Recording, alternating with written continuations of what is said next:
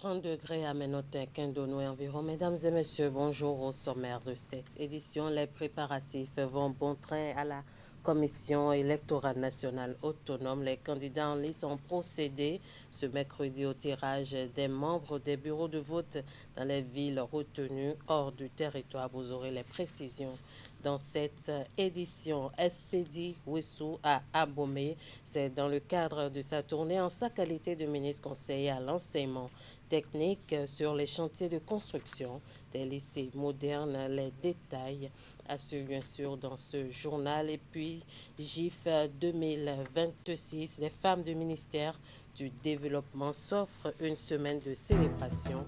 Le développement dans un instant.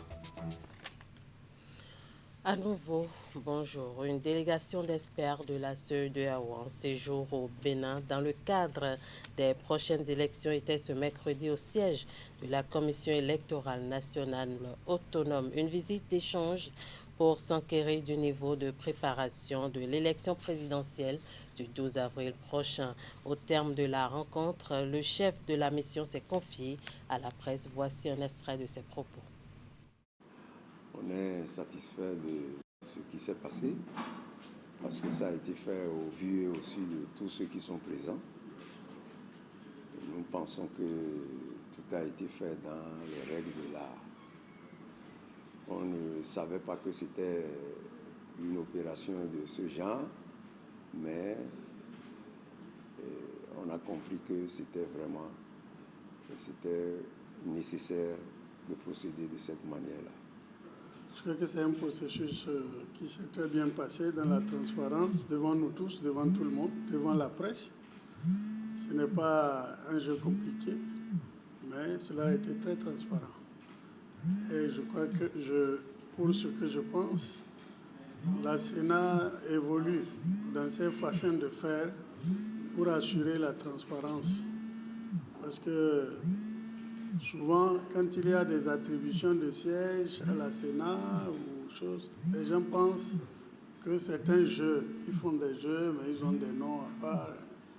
Là, quand on voit ça, on sait que le jeu de la transparence est toujours de mise au niveau de la Sénat. C'est ce qu'ils viennent de prouver. Vous venez de suivre l'extrait en rapport au tirage au sort des représentants, bien sûr, des bureaux de vote hors du Bénin.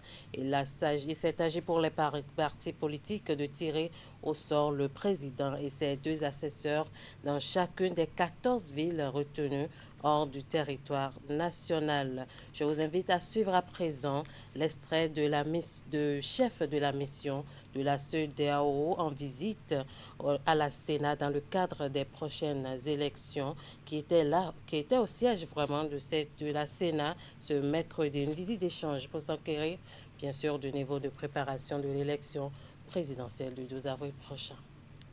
On est satisfait de ce qui s'est passé parce que ça a été fait au vu aussi de tous ceux qui sont présents. Nous pensons que tout a été fait dans les règles de l'art. On ne savait pas que c'était une opération de ce genre, mais on a compris que c'était nécessaire de procéder de cette manière-là. Je crois que c'est un processus qui s'est très bien passé dans la transparence, devant nous tous, devant tout le monde, devant la presse. Ce n'est pas un jeu compliqué, mais cela a été très transparent.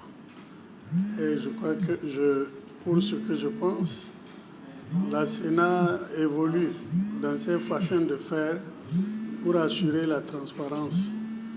Parce que souvent, quand il y a des attributions de sièges à la Sénat ou choses, les gens pensent que c'est un jeu.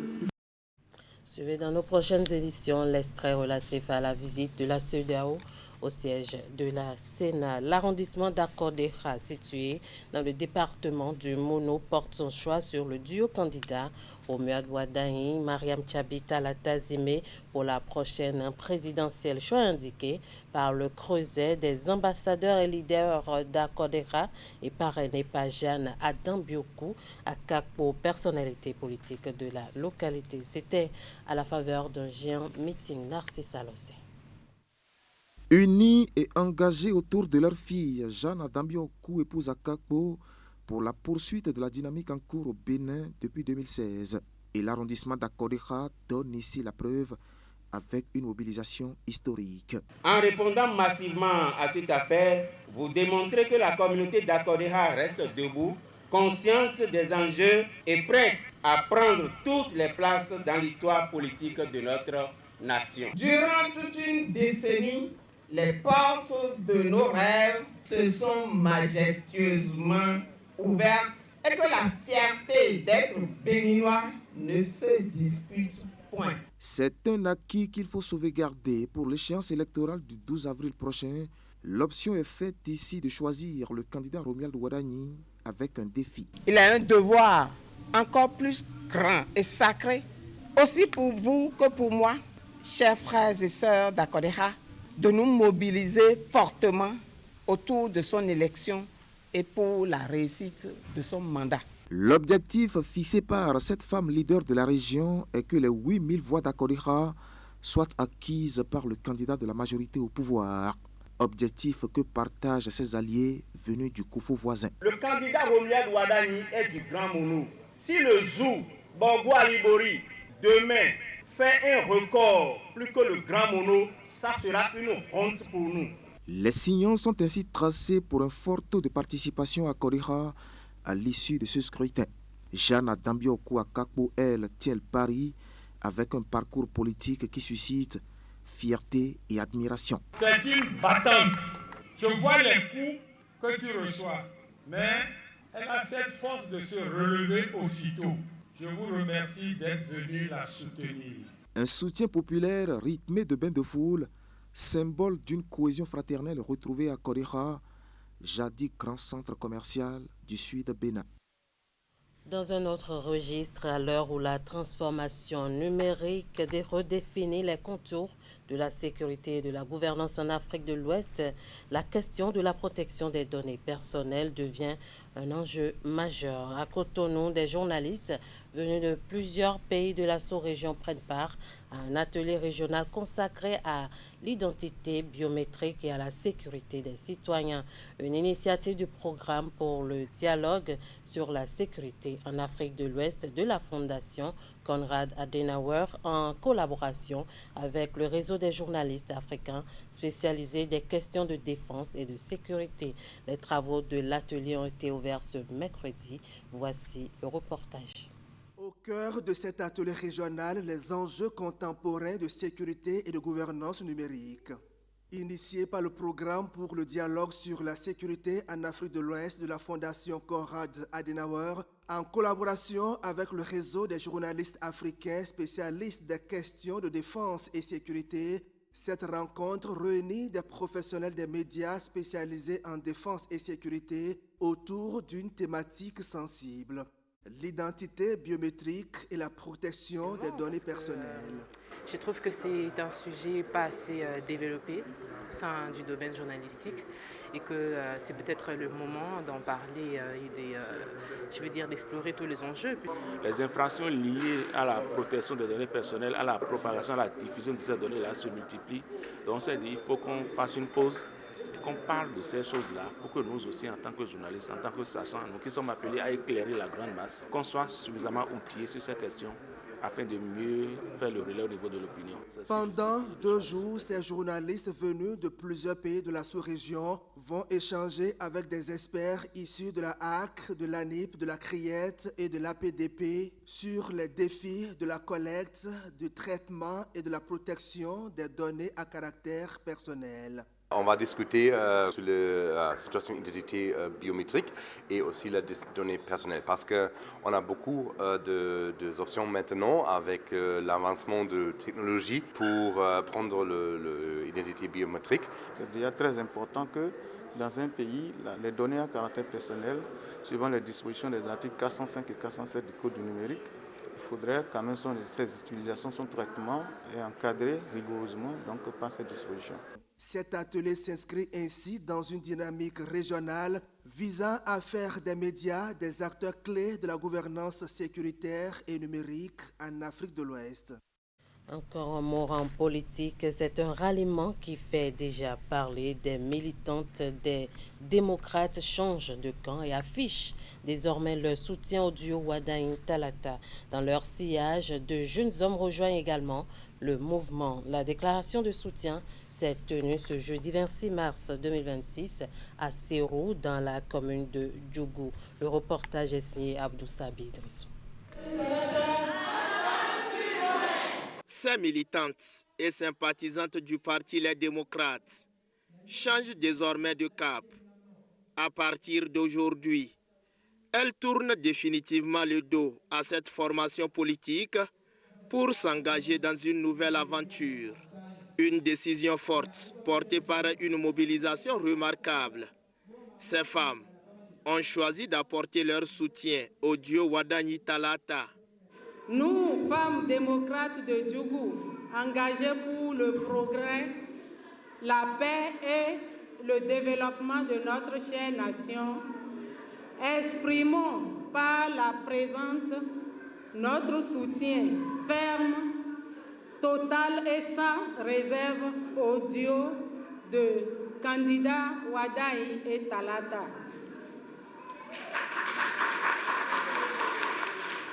Convaincus de leur vision éclairée, de leur engagement pour une gouvernance responsable et inclusive, ainsi que de leur détermination à poursuivre les réformes porteuses de développement. À leur côté, de jeunes hommes, eux aussi, acquis à la cause de Romial Wadain. Après une analyse responsable et patriotique de la situation sociopolitique de notre pays, ainsi que des enjeux majeurs liés aux prochaines échéances électorales, nous avons l'honneur et la conviction de déclarer notre soutien total, ferme et sans réserve à la candidature de duo Wadain Talata. Ce choix est motivé par la vision claire et ambitieuse portée par ce duo pour la transformation structurelle du Bénin. Les résultats tangibles déjà enregistrés dans les domaines économiques, sociaux et infrastructurels. La volonté affirmée de promouvoir la jeunesse, de créer des opportunités d'emploi et de renforcer l'inclusion sociale. C'est également le moment pour nous de saluer avec respect et admiration l'engagement constant et indéfectible, la clarté d'une vision et le leadership inspirant d'une personne. Je veux nommer l'honorable Gomina Malik. Le cercle de soutien s'élargit progressivement. Objectif affiché, mobiliser massivement pour un fort taux de participation à l'élection présidentielle du 11 avril prochain. La ville de Kandi reçoit le duo candidat Wadain Talata dans quelques heures. Nous sommes en ligne avec Ismaëlou Degué Sabi, le premier adjoint au maire de cette ville. Monsieur Sabi, bonjour. Bonjour madame la journaliste. Alors, Kandi s'apprête à accueillir demain le lancement de la campagne du duo Wadain Talata à 24 heures de l'échéance.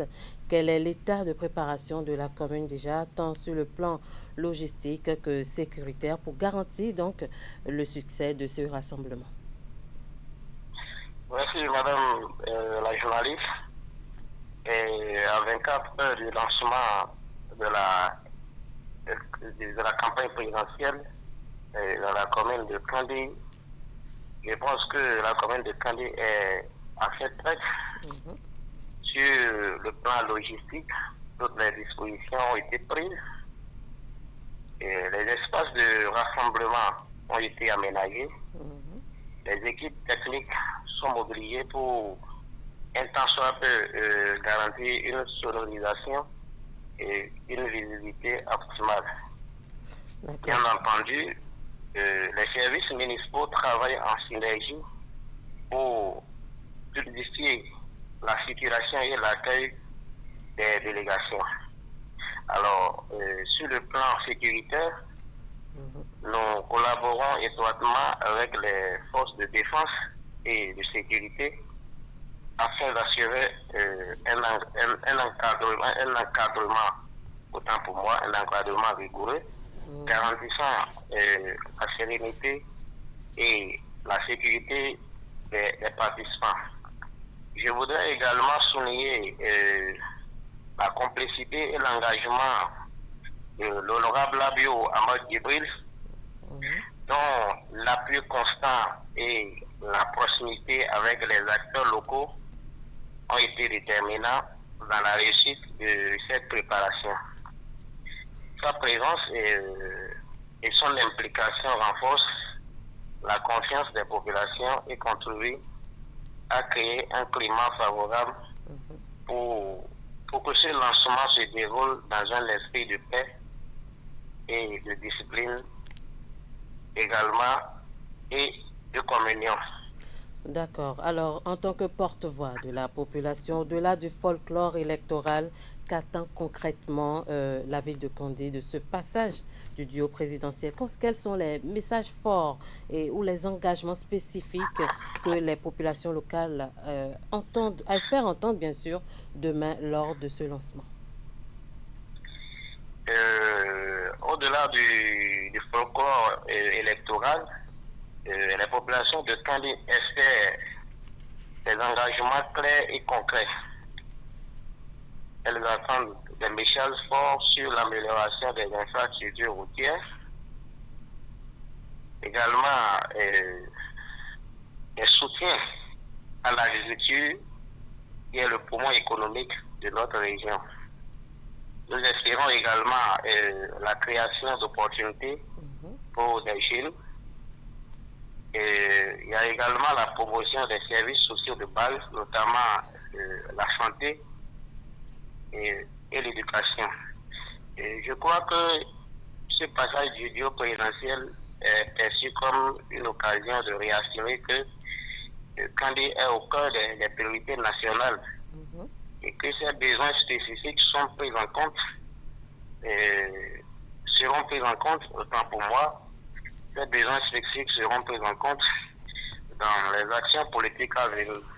D'accord. Alors, en matière de mobilisation, qu'est-ce qui est fait par la municipalité de Kandi? Alors, vous savez que Kandi est un carrefour stratégique du département de la Leborie. Exactement. Et nous avions pleinement conscience de l'importance de ce rendez-vous.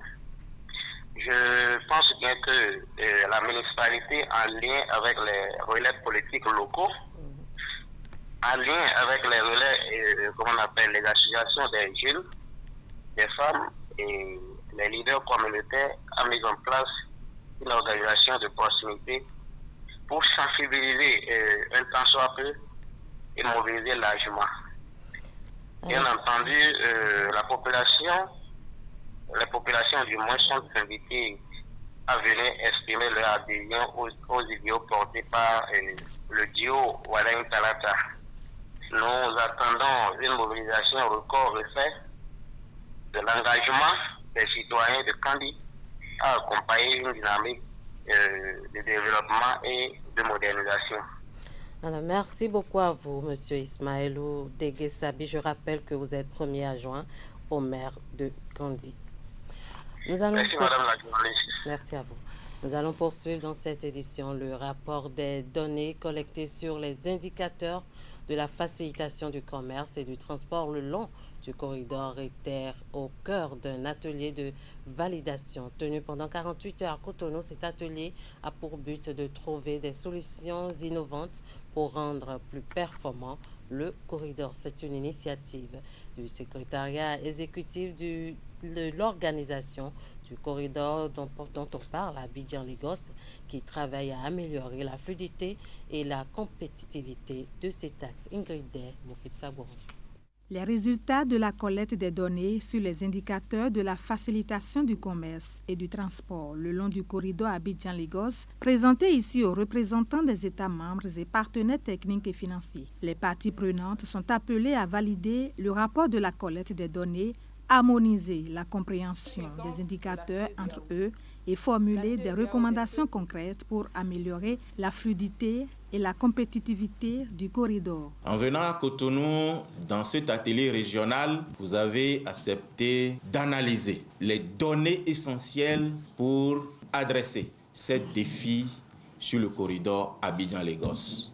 Et rassurez-vous que le gouvernement du Bénin a une oreille attentive à tout ce qui est de la performance sur ce corridor, ne serait-ce que les 125 km qui concernent le Bénin. Malgré les nombreux progrès réalisés ces dernières années pour faire du corridor un véritable moteur d'intégration régionale, les défis persistent. Il s'agit notamment des longs délais aux postes frontaliers, la multiplicité des contrôles et la présence des barrages routiers. Autant de problèmes auxquels ce rapport devra trouver des solutions. Ces contraintes ont un impact direct sur les coûts logistiques, la compétitivité de nos économies et in fine sur le bien-être de nos populations. Face à ces défis, il est essentiel de disposer de données fiables, objectives et partagées pour mieux comprendre les réalités du terrain et orienter efficacement les actions. Le corridor Abidjan-Lagos représente un axe vital pour l'intégration économique ouest-africaine. Il relie 5 pays, le Bénin, le Togo, le Ghana, la Côte d'Ivoire et le Nigeria. Il concentre une part importante des échanges commerciaux et constitue un levier essentiel de croissance et de développement économique pour les pays membres. Un autre atelier à Cotonou depuis ce mardi s'inscrit dans le cadre de la préservation de nos ressources hydriques sous l'égide du ministère de l'Énergie, de l'Eau et des Mines à caractère régional et rassemble 9 États membres face à un défi majeur: concilier développement économique et protection de la pêche continentale entre menaces climatiques et pollution. Quel avenir pour ce géant de 4200 km? Le point avec Ulrich Kaba. L'enjeu est vital pour l'Afrique de l'Ouest. 4200 km de cours d'eau qui font vivre 189 millions de personnes. Du transport à l'énergie en passant par l'irrigation, le bassin du Niger est bien plus qu'un fleuve. C'est un moteur de développement pour 9 États membres. Le fleuve Niger fournit de l'eau à des fins de consommation, d'agriculture, de pêche, d'industrie, d'énergie et de transport. Mais aujourd'hui, ce géant est fragile. Pollution massive, surexploitation et dérèglement climatique menacent l'équilibre.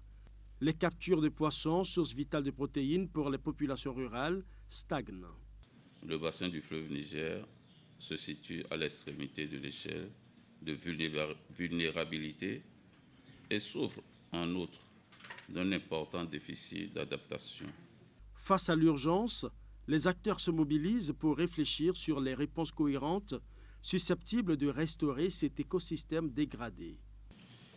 Les dynamiques hydrologiques, écologiques et économiques du bassin sont profondément interconnectées. Les décisions prises en amont affectent directement les conditions de vie en aval. Il s'agira donc, dans un premier temps, de transformer nos systèmes alimentaires aquatiques, de réduire la pollution, la pauvreté dans les 9 États membres de l'autorité du bassin du Niger et d'atteindre, bien entendu, les ODD fixés à l'horizon 2030. Entre résilience climatique et sécurité alimentaire, l'avenir du bassin du Niger se joue ici. L'enjeu est de taille. Faire en sorte que cet immense réservoir continue de nourrir et de porter l'économie de toute la sous-région. L'Agence des systèmes d'information et du numérique ASIN a organisé ce mardi la conférence des directeurs des systèmes d'information, une rencontre axée sur la thématique de la DSI à l'ère de l'intelligence artificielle. Ce rendez-vous de réflexion tenu à Cotonou a réuni plusieurs acteurs du secteur du numérique dont les DSI des différentes institutions publiques. Candide Ouantor, Simon Roulon. Les directeurs des systèmes d'information des ministères, agences et structures gouvernementales ont désormais une nouvelle mission, celle d'assurer l'intégration de l'intelligence artificielle dans le secteur public. C'est dans cette optique qu'ils sont ici réunis sous l'impulsion de la CIN au sein d'un cadre d'échange dédié au renforcement de la gouvernance numérique et à la transformation digitale de l'administration face à cette nouvelle technologie. Ce cadre donnera à chaque DSI les orientations et l'alignement nécessaires pour agir avec cohérence et impact. Chacun de nous ne doit pas se contenter d'être bénéficiaire, mais plutôt un acteur à part entière. C'est donc une occasion de donner et de recevoir qui rassemble ici ces différents acteurs de la direction des systèmes d'information. Elle est meublée de plusieurs panels spécifiques, entre autres axés sur les enjeux de sécurité face à l'IA et la transformation des métiers. Nous, notre rôle au niveau des DSI, c'est vraiment d'accompagner cette nouvelle dynamique au niveau des utilisateurs et continuer à faire notre rôle de garantir la sécurité des données, la sécurité des utilisateurs dans tout ce qui est fait au niveau du numérique dans le secteur public. À l'aide de l'intelligence artificielle, il y a de nouveaux enjeux qui émergent. Donc les DSI doivent pouvoir se former à ces nouveaux enjeux-là pour assurer un tant soit peu la sécurité et l'administration des systèmes d'information qui leur sont confiés. Cette conférence des DSI autour de l'intelligence artificielle ouvre une année décisive, celle de l'expérimentation, de la sécurisation et de la formation en vue de mettre sur pied un nouveau modèle numérique de l'administration. Après plusieurs étapes à travers le pays, le ministre conseiller à l'enseignement secondaire, technique et à la formation professionnelle poursuit sa tournée nationale au contact des acteurs du système éducatif. C'est la ville de Parakou qui a accueilli Espedi Wessou de l'école de formation médico-sociale au chantier de la future école normale supérieure. Le ministre conseiller est allé s'enquérir des réalités du terrain et de l'évolution des infrastructures en cours de réalisation. Epiphane Tchabi.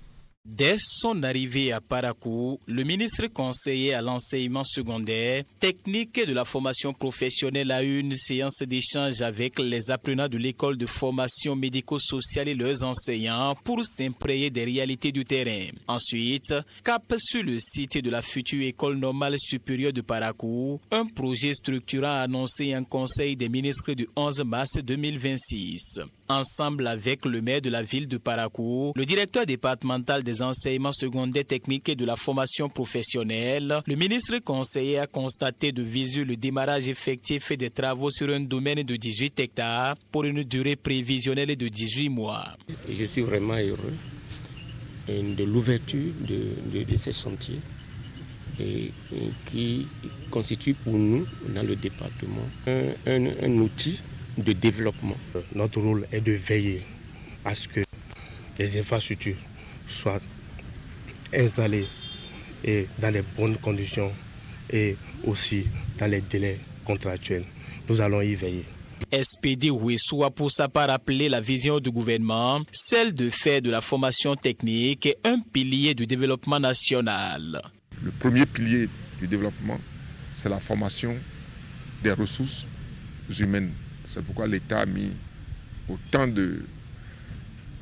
d'énergie, de temps, de moyens pour que ce projet soit un projet qui fasse des apprenants béninois, des jeunes béninois, des ressources humaines à même de compétir à l'international. Un pas de plus vers la construction d'un système éducatif plus pratique, plus inclusif et résolument tourné vers l'employabilité des jeunes. Je l'annonçais en début d'édition, les femmes du ministère du Développement célèbrent également en différé la Journée internationale des droits des femmes. Cette célébration qui s'étend sur une semaine a démarré le lundi 23 mars dans les locaux du ministère et sera marquée par des communications sur plusieurs thématiques n'ayant aucun lien avec le thème retenu au plan international. Cadres, autorités du ministère et autres personnalités invitées en prépare au lancement des activités de la GIF 2026. Voici le compte-rendu de Ouliat Sanoussi. Elle consacre toute une semaine pour célébrer la Journée internationale des droits des femmes édition 2026. Elles, ce sont les femmes du ministère du Développement. Durant cette semaine, elles auront à échanger sur différentes thématiques qui ne sont pas liées au thème mondial de la journée. Nous avons démarré les travaux par la présentation de 2 communications. La première portée sur la santé maternelle, néonatale et le capital humain, quelle perspective pour notre pays, le Bénin. Une autre thématique qui concerne l'autonomisation de la femme en lien avec la pauvreté. En plus de se former, de faire le partage de connaissances entre nous, on a voulu impliquer des experts en provenance de l'extérieur pour apprendre de ce qu'ils ont l'habitude de faire à leur niveau. Les autres thématiques porteront sur la participation de la femme à la politique et la place de la femme dans la vision Bénin Alafia 2060. Ces femmes avaient à leur côté le directeur de cabinet du ministre Abdoulaye Biotchane et la présidente de l'Institut national de la femme, invitée pour l'occasion. J'ai été très contente d'avoir été invitée par le ministère. Les thèmes qui allaient développer m'ont paru intéressants.